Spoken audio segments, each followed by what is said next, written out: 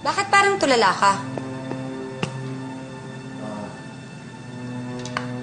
Naisip ko lang kung tama yung ginawa ko kahapon kay Josie. Na ano? Yung sinabi ko sa kanya na ipapaanal ko na yung kasal namin. O ano naman ngayon?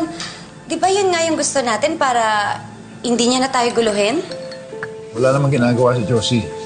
Pero patuloy ko siyang sinasaktan. O sige. Paano kung malaman mo na may tinatago pala si Josie?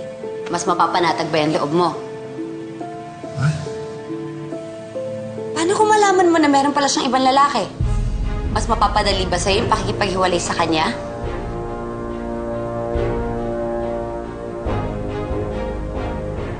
Walang ibang lalaki si Josie.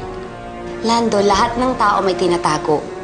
Lahat ng malilinis may tinatagong tumi. Babe, huwag kang mag-alala. Dalahanapin ko yung duming tinatago ni Josie. Para hindi ka na mag-guilty sa desisyon mo.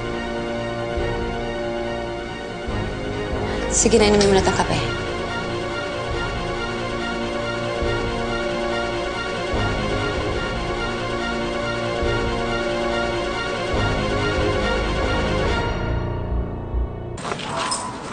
Oh. Tingnan mo. Ano ito?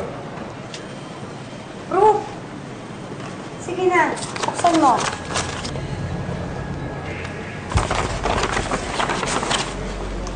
Oh, di ba? Sabi ko sa'yo eh, may lalaki yung asawa mo. Tingnan mo. Sa bukana pa mismo ng bahay niyo.